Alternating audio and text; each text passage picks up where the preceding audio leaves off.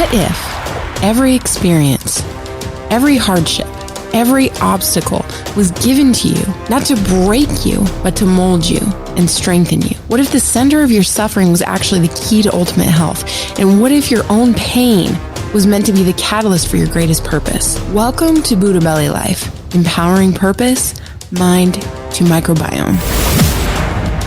It is really multifaceted. So I'm curious. So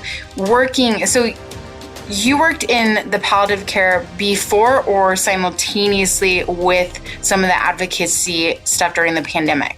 Was that before it or simultaneously? Yeah, so it was before the pandemic. And so I left clinical medicine full-time in 2019, and that's when I was doing much more of the labor organizing and legislative work.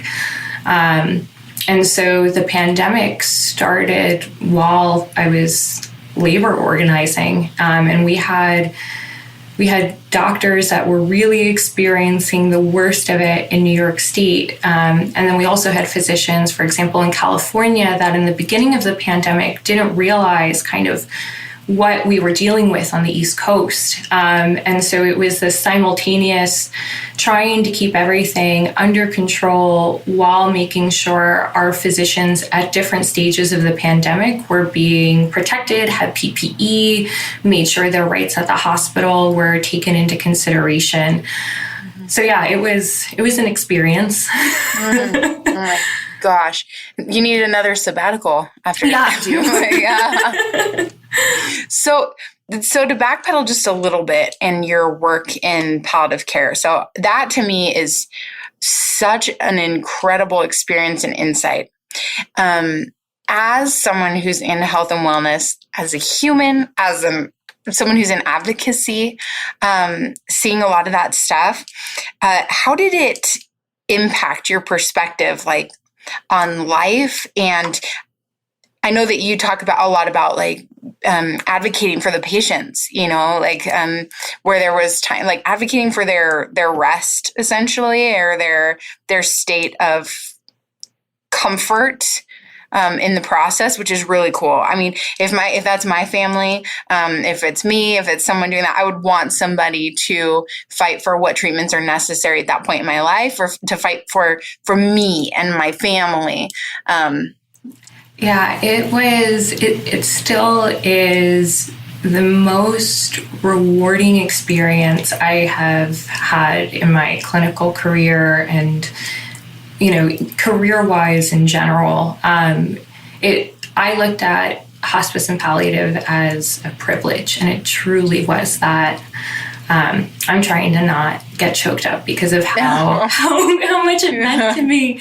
Totally. And I would, what was crazy too is I have, as you may notice, I have a bubbly personality. It's who I am. And so when I would tell people too that, I was going into hospice and palliative, or I was doing that, people would be like, but you're so happy, like that. And I was like, that's exactly what it's supposed to be. Like, it's supposed to be, bringing light, during that time. It's about being an advocate. And it was truly too the time where I felt as a physician, I got to know my patients. It wasn't about being in the room for 10 minutes. I could take a half an hour with a patient or have an hour meeting with a patient and their family. And, what my goals always were to, one, if I could, find out from the patient themselves, like, what's your life plan? Like, what did things look like? What makes you happy? How do you imagine this time period? And then also have those communications with their family. There were a lot of situations too that, that the patient would have different views from their family or from their physician. And it was my job. I felt like this was my job to be their advocate. If somebody is terminal stage cancer and does not respond well to chemo or radiation therapy, and, has this, very short amount of life left, why, like, I would be their advocate to be like, why do they have to go through chemo if they didn't want to go through it? If somebody did want to go through it, I would be their proponent. I'd be calling their oncologist and trying to figure it out. But there were so many patients that felt like they were letting down their doctor because they said that they wanted to stop treatment.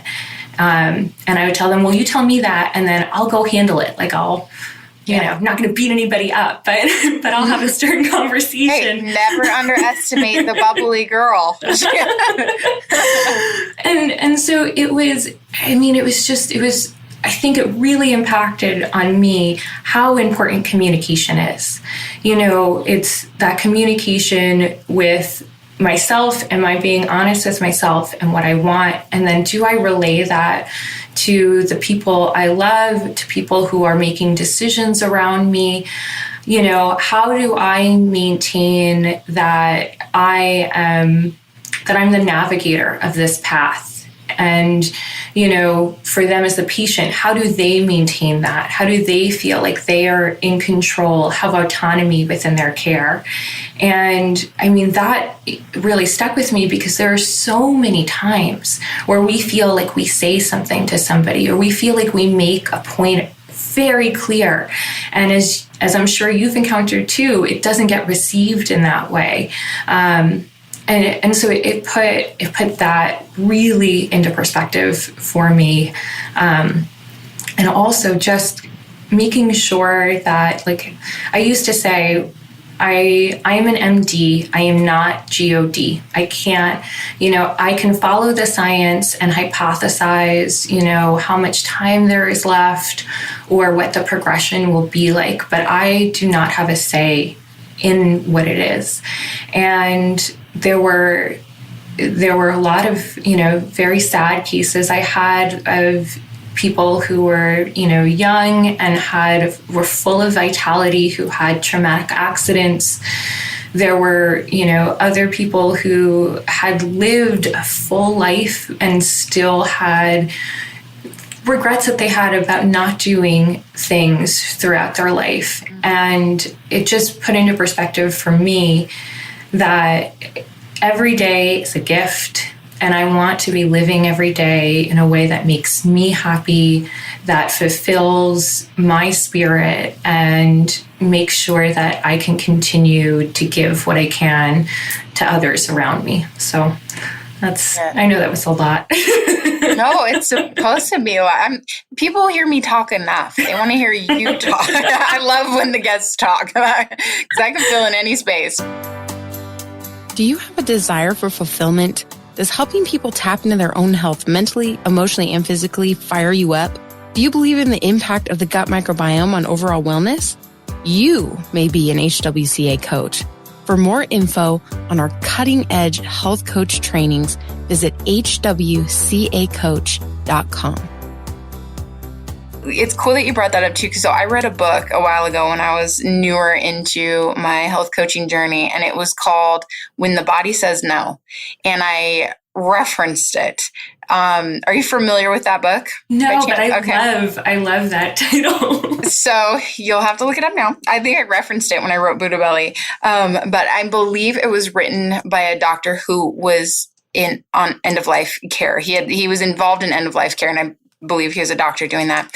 And the point of the book was discussing, he would talk to a lot of the patients, especially the ones that had cases and circumstances that just didn't make rational sense. The 22-year-old mom who has terminal cancer, and some of those things that just, things that should have came later with life and not be so early. And so he would talk to these people about what their life was like and stuff. And he started kind of making connections and correlations to basically like ALS, right? He said that they would joke in the hospital he was at that if someone was a jerk, they like when they were awaiting the results to see if they actually had ALS, they would joke that if they were like a grumpy person or kind of a jerk, that there's no way they had it, because everybody with ALS was the nicest person.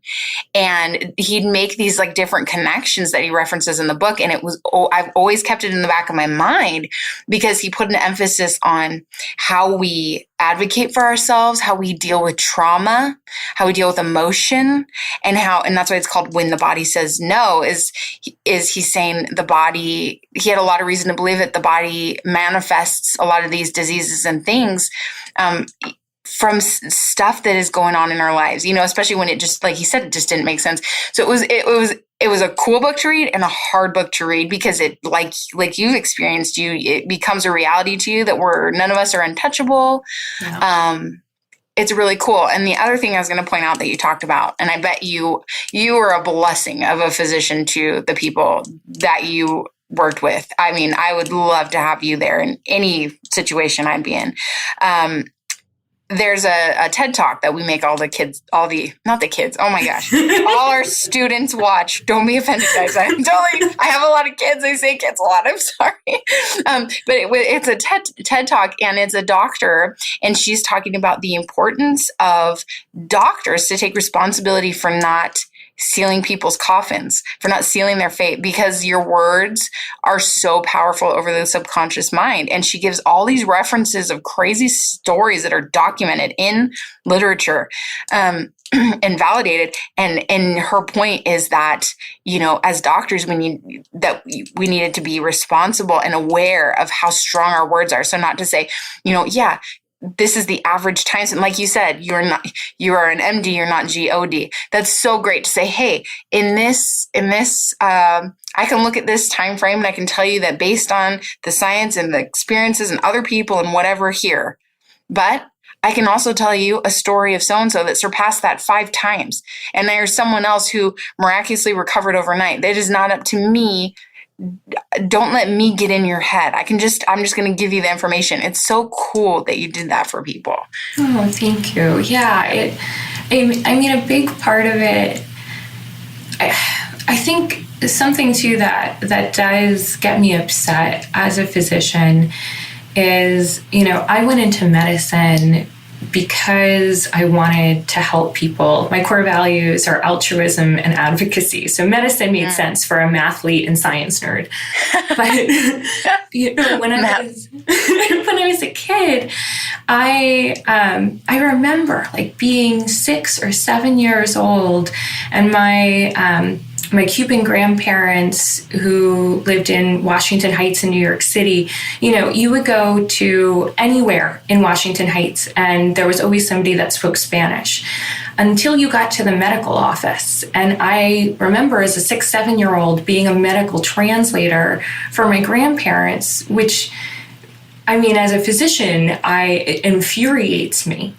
But, there is still a miscommunication sometimes that goes on between physicians and patients. And sometimes it's because physicians are taking this, we have our own language. We're horrible, I know, but we have our own language. And so when we talk to each other, it's understandable, but also that isn't relatable to patients. And some doctors, I think, don't realize that that is an everyday language, or that, maybe, yes, you have an understanding of another language, but it doesn't translate enough for you to be bringing the nuances that need to be discussed when you're discussing a very serious procedure with multiple risks involved and decisions to be made. And that is, something that I really, when I was practicing, and still to this day, just try to champion as much of health equity and access, because patients should have the autonomy to be making decisions and should feel informed and should know and understand their care. And it shouldn't be their responsibility to go on Dr. Google to search all of these things that you listed off for them. And so I always too, is when I was a physician and when I was training medical students and residents, I would always make that point of, make sure that you're speaking in a way that they understand and that you ask them to repeat it back to you. So that way, you know that there is all of this clarity, especially if it's anything that is, decision-making involved.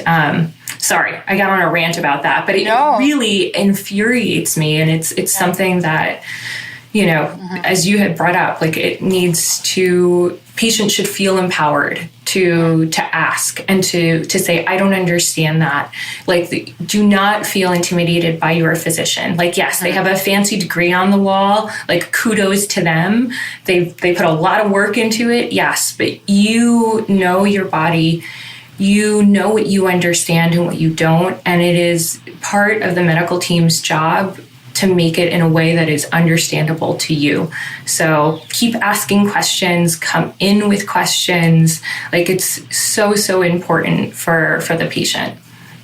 Yeah, totally. And that's not a tangent. That's just a great point. And I think that, if we could get, there would be such a beauty in communication. I think that is the answer to most issues.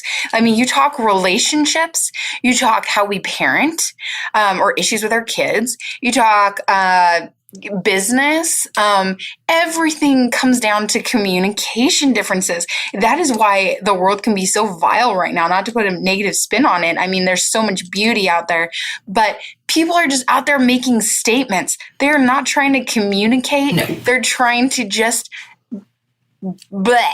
Right? Just like, I have a feeling. Yes. Like, and like our kids do that, right? Like, my kids scream or throw a tantrum when they don't like something. They're not thinking like anything about it. They're just kind of like blah, and they want attention, right? They want you to react to it.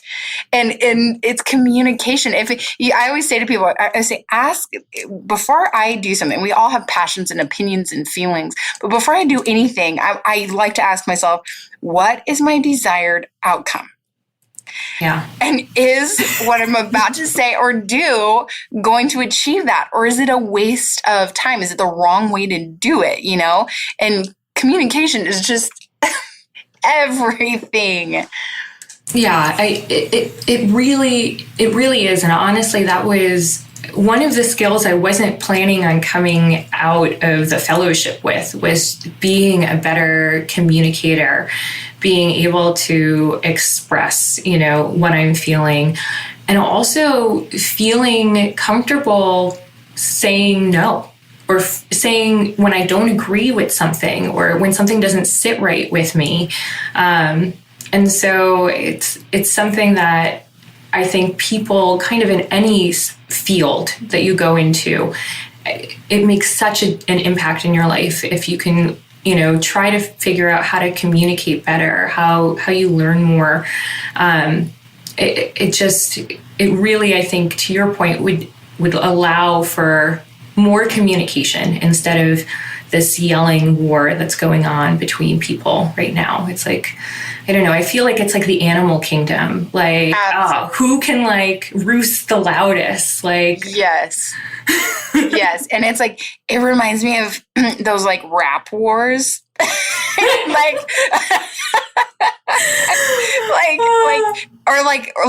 Did you ever, I grew up in the day, like the generation of breakdancing. I don't know if people still do that, but I did. I had friends, I had people that would breakdance a lot, and they take their turns, and someone gets in the middle and they spin around, they do their thing, and then the other person's like, I'm good. Yes, a dance battle, a dance off, a sing off, a rap off, whatever. And it could go on forever as long as there's enough people jumping in the ring. Exactly. And it's fine for entertainment purposes, but really, I mean, after that, like, we're not getting anywhere. Yeah. Like, who wants to be that, like, exhausted from, like, speaking and, like, trying to get a point across? Yes. Like, oh, my goodness. Like, gets me, like, agita thinking about it. And imagine, I think this is a great place to pause this session before we go into session 3. Imagine what could come if people took that same energy and put it toward, if they ask themselves, what's the outcome I'm after? Even if they're on the diverse opinions, what's the outcome I'm after? If they really want something, they want to see better in something or do better in something, is this the most effective way that I can impact that outcome? The answer 9.9 times out of 10 right now is no. I'd say if you don't know, err on the side of no. It is not. Instead, go swear in a room somewhere, write, and then get a piece of paper out and say, like, what can I do to give to this thing, to empower this direction I want to see, to do something more? Right. I mean, yeah, it's about getting it out. And I think people too get frustrated because they think that they are communicating and they really aren't. They aren't delivering a message in a way that's able to get received. And so you have all of this built up tension, anger, that then just ends up coming out as continued ranting and raving. So get it out. Just get it out. Get it out in a controlled way and then utilize it better. Is this the best way? Thank you for joining us for another empowering episode of Buddha Belly Life. For more information on gut health and mindset resources, visit buddhabellylife.com. And remember, heal yourself and then empower others to do the same.